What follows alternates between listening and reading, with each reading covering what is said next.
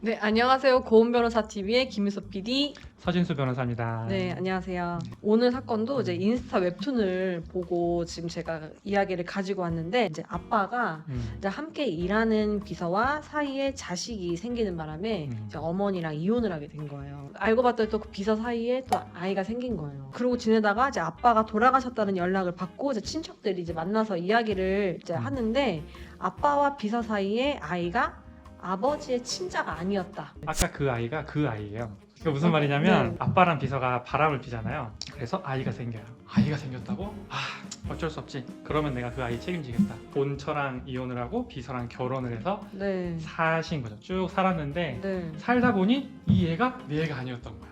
일단 이게 실화라는 그쵸. 거 맞죠? 통째로 실화는 아니고 두 네. 개의 사건을 섞은 거예요. 상속재산 분할도 있고 친자 확인도 있고 이런데 네. 각각의 이야기들은 다 사실이긴 해요.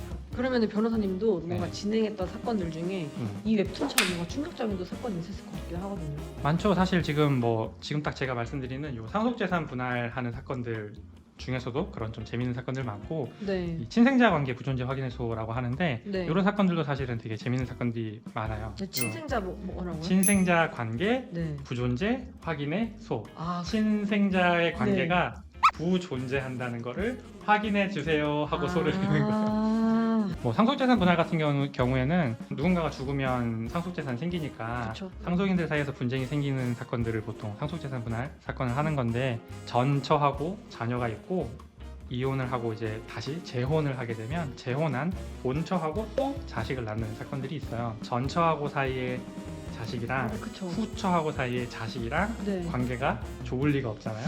그쵸. 네, 대부분은 그쵸. 사이가 안 좋아요. 네. 그러다 보니까 돌아가신 분이 남겨놓은 재산에 대해서 서로 내가 가져가야 된다라고 다투는 경우가 많고, 그래서 상속재산 분할 그 소송 사건들이 많이 생기거든요. 그렇게 생기는 사건들이 있고, 네. 그 친생자 관계 부존재 확인해소 같은 경우에는 네. 사실 좀 흔한 평범한 사건은 옛날에 우리 한국이 못 살았을 때, 가난했을 때 내가 자식을 낳았는데 도저히 내가 이 자식을 키울 형편이 안 돼서 뭐 큰아버지 집이 잘 살아가지고 거기로 아이를 보낸다거나, 네. 내가 이미 막 7을 낳았어. 근데 8째가 나온 거야. 아, 8째는 안 되겠는데 가족이. 누나의 뭐 아이 네, 밑으로 네, 네, 보낸다거나 이런 식으로 내 아이가 아니라는 걸 알면서 혼인신고를 그냥 한 거죠. 내 아이인 것처럼. 그렇게 해서 이제 20년, 30년 지나고 한참 오랜 세월이 지나고 나서 사실은 우리 부모가 아닙니다라고 해서 이제 친생자의 부존재 확인해소를 하는 게 이제 흔한, 보통 평범한 사건이고, 그건 이제 뭐 사실 놀랄 건 없죠. 아니라는 걸 알고 그쵸, 아니라는 살아온 걸. 거였으니까. 네. 그런 사건이 평범한 거고, 깜짝 놀라는 거는 사실은 내 애인 줄 알고 아, 30년을 키웠는데 네. 알고 보니 내 애가 아니었어. 좀 충격적인 것 같은데 내 애가 아니잖아요. 네, 그렇죠. 그러면 당연히 그 사람한테는 상속이 안 될 것 같고. 그렇죠. 친자한테 가는 거니까 피가 친생자 섞여야 관계가 돼. 아니면 네. 상속인이 아닌 거죠. 친생자 부존재 이런 확인해소 같은 거는 상속 사건이랑 같이 엮여서 많이 와요. 근데 결혼을 해서 이 사람이 내 호적에 들어갔어요. 네. 그 후에 만난 그 여자분의 네, 자식이. 그렇죠. 그럼 그것도 어쨌든 간에 자식이라고 상속이 안 되는 거네요. 피가 원래는 안- 그러니까 가족관계 등록부에는 자식이라고 되어 있잖아요. 네. 그렇게 해서 쭉 갔는데 상속이 딱 일어났을 때 알고 보니까 왠지 이게 달라. 살다 보니까 나랑 너무 다른 거예요. 너무 다르게 생겼어. 네. 성격도 다르고 생긴 것도 다르고 막 키도 다르고 막 얼굴 생김새도 그렇고 막 너무 달라. 네. 이상한데? 라는 생각이 들어가지고 뭐 그런 유전자 검사 이런 걸 네. 해봤더니 내 아이가 아닌 거야. 이러면 그러니까 친생자 관계 부존재 확인서를 안 하면 가족관계 등록부에는 자식으로 나와 있으니까 그렇죠, 자식으로 나와 그냥 있으니까. 일단 보통은 상속을 그냥 하는데, 네. 이제 누군가가 그걸 알고 소송을 걸면 이렇게 전처의 아이가 제 상속인 아니야 이렇게 소송을 걸면 그 친구를 상속에서 뺄 수 있잖아요. 그러면 내가 가질 수 있는 몫이 늘어나요. 상속인이 3명일 때랑 2명일 때랑 가져가는 돈의 그쵸. 비율이 달라지기 때문에, 그래서 누군가가 지적을 해서 소송을 걸면 소송이 생기는데 아무도 지적을 안 하면 사실 모르고 가는 경우도 워낙 많죠. 네. 상속 재산 분할 심판 청구. 그렇죠. 너무 어려워. 어렵죠. 상속 재산 분할 심판 그렇죠. 청구. 쉽게 말하면 네. 아빠가 돌아가시면 상속 재산을 남겨놓잖아요. 네. 그럼 그거를 남아있는 배우자나 자식들이 나눠 갖게 돼요. 상속을 받게 되잖아요. 상속 받는 사람들을 이제 상속인이라고 하는데, 근데 상속인들이 사이가 좋아. 가족관계 되게 우애도 좋고, 그래서 서로 아무런 분쟁이 없으면 특별히 소송이 안 생기는 거예요. 그래서 상속인들 사이에서 합의가 잘 되면 그 그 상속재산 분할 소송 같은 걸 안 하고 네. 그냥 협의서 같은 걸 쓰고 마무리 짓는데 서로 다투는 거예요. 아 이거 내가 더 가져갈래.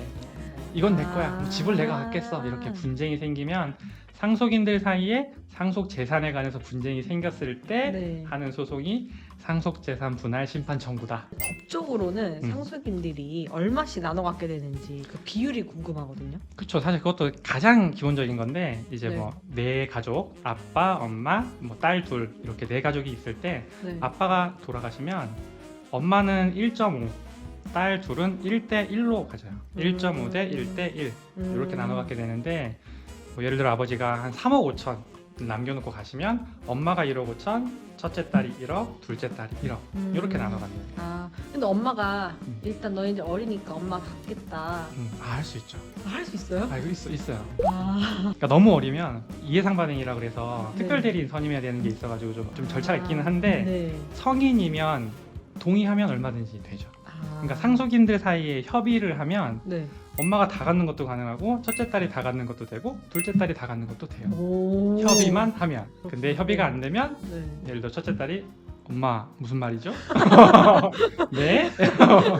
저도 1억이 필요한데요. 이렇게 나오면 아주, 네, 그럼 이제 소송을 하는 거죠. 아주 그때부터 이제 네, 그렇죠, 소송을 그렇죠. 아빠가 돌아가시고 나서 아빠 이제 재산이 남아 있는데 네. 이거를 자식들이랑 뭐 어떻게 확인할 방법이 있을까요? 가족 간의 그런 재산 관계를 투명하게 공개하는 경우에는 뭐 이제 네.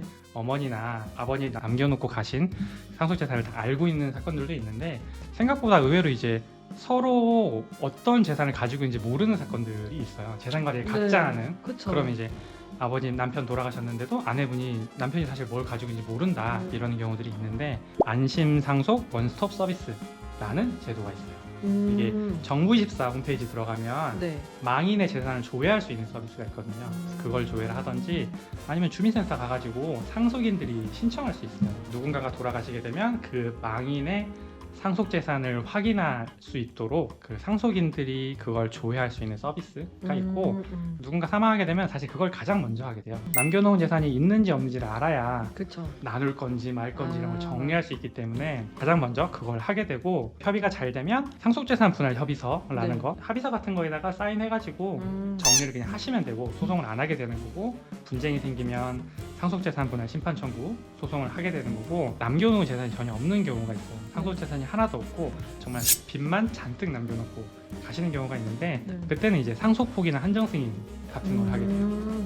그때는 이제 상속하면 이제 뭐 그렇죠. 아버님이 뭐 한 10억의 빚을 남겨놨다. 근데 빚도 상속이 되거든요. 네. 그럼 그거를 갑자기 딸이 어느 날 갑자기 10억의 빚을 떠안고 살아갈 수가 없잖아요. 그러니까 그럴 때는 상속포기나 한정승인 같은 걸 해서 빚이 나한테 넘어오지 않도록 해야 되는데 그런 절차는 이제 또 따로 있는 거죠. 근데 이거는 이제 아버지가 돌아가시면 이제 망인의 재산을 조회하는 게 네, 안심 상속 원스톱 네. 뭐 그런 건데 돌아가시지 않고 난 궁금해요. 그냥 우리 아빠가 딸이 우리 엄마가 그렇죠. 얼마의 재산이 가지고 있나 이런 걸 확인할 방법이 약간 없을까요? 의심스러운데 왜 그게 궁금하죠? 아니, 저는 안 궁금한데 그냥 안 돼요, 사실. 살아있는 사람의 재산을 네. 그냥 그렇게 막 뒤질 수 없어요.